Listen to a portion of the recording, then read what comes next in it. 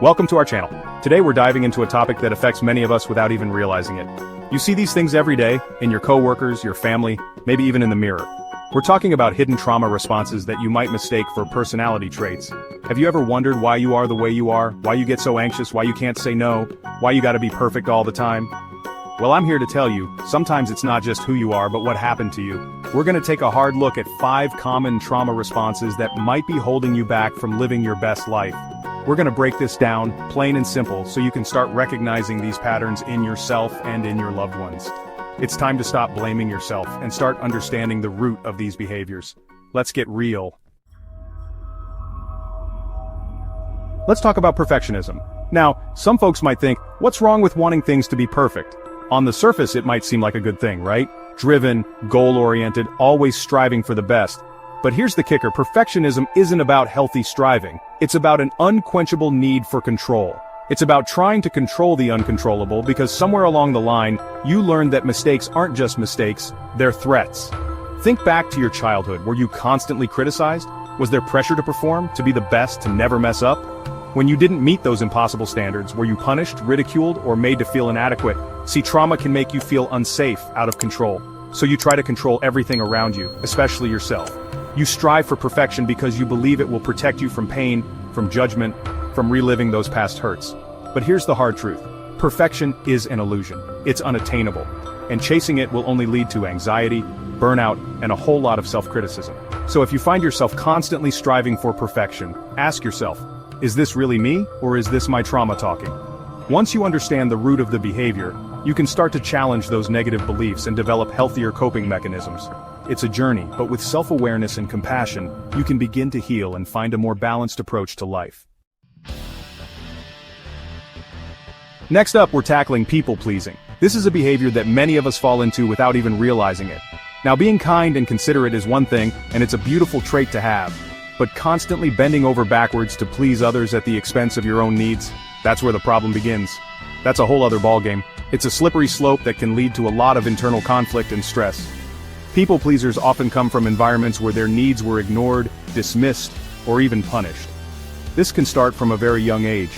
They learned that their worthiness was conditional, dependent on their ability to keep others happy. This creates a deep-seated belief that they must always put others first. Think about it. Did you grow up with a narcissistic parent who demanded constant validation, or perhaps a caregiver who was emotionally unavailable? Were you raised to believe that your feelings and needs were less important than those around you? This can have a lasting impact on your self-worth. Trauma can teach you that your voice doesn't matter, that speaking up will only lead to conflict or abandonment. This fear can be paralyzing. So you stay silent, you put on a happy face, and you say yes even when your insides are screaming no. It's a coping mechanism that becomes second nature. But here's the deal. People-pleasing is a recipe for resentment, burnout, and a whole lot of unfulfilled needs. It's a cycle that needs to be broken. It's exhausting trying to be everything to everyone, and it's simply impossible to please everyone all the time. You end up losing yourself in the process. So how do you break free from this pattern? Start by setting boundaries. It's not easy, but it's essential for your well-being. Learn to say no without guilt or apology. Understand that your needs are just as important as anyone else's. Remember, you deserve to have your needs met, and you don't have to sacrifice your well-being to please others. It's time to prioritize yourself. Let's talk about emotional numbness. It's a state where you feel disconnected from your emotions, almost as if you're living in a fog. Now, this one can be tricky because it's not always as obvious as some of the other trauma responses.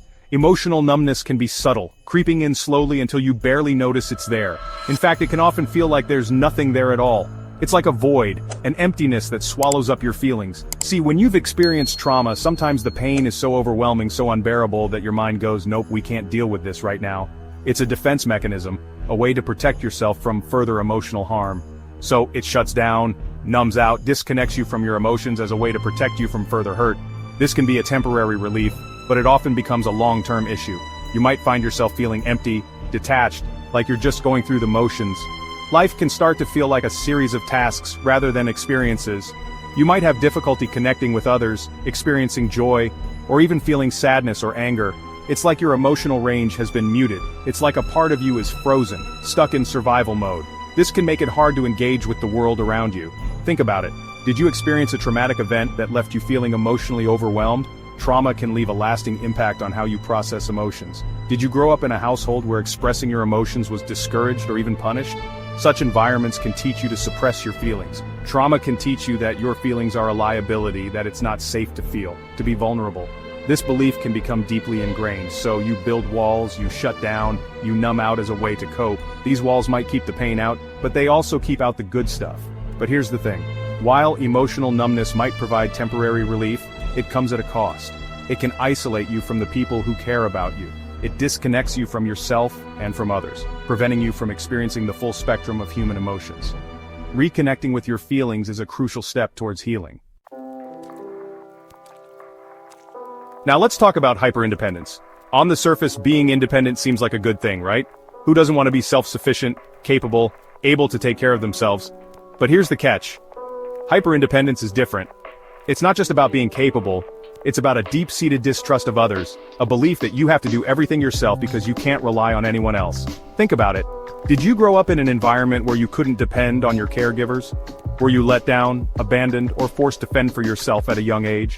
Trauma can teach you that the world is an unsafe place, that people are unreliable, and that asking for help is a sign of weakness. So, you build walls, you push people away, and you tell yourself, I don't need anyone, I can do this on my own. But here's the truth. We are wired for connection. We need each other, and trying to go through life alone is not only exhausting, it's isolating and prevents you from experiencing the beauty of true intimacy and support. Finally, let's address the elephant in the room: chronic anxiety. Now, everyone experiences anxiety from time to time, it's a normal human emotion. But when anxiety becomes a constant companion, a nagging voice that never seems to quiet down, it's time to pay attention. See, trauma can leave its mark on your nervous system, putting you in a constant state of fight or flight. Your body remembers the trauma, even if your mind doesn't, and it stays on high alert, scanning for danger, even when there's no logical reason to be afraid. Think about it. Do you find yourself constantly worrying, overthinking, or anticipating the worst?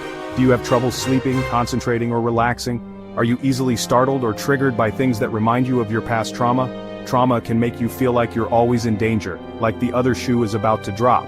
So you worry, you overthink, you try to control everything around you as a way to manage the fear. But here's the thing, chronic anxiety is not a life sentence. There are ways to heal, to rewire your nervous system, and to find peace and calm. Look, we've covered a lot of ground today, and I know it can be tough to face these things head on. But remember, you're not alone. Millions of people are struggling with these same issues, often without even realizing the root cause. If you found this video helpful, make sure to like, subscribe, and hit the notification bell so you don't miss any of our future content. We're gonna keep it real, and keep bringing you the tools you need to take control of your life. Remember, understanding these hidden trauma responses is the first step towards healing. It's about recognizing the patterns, understanding where they come from, and then making a conscious choice to do things differently. You deserve to live a life free from the grip of trauma, and I believe you can get there. Thanks for watching, and take care.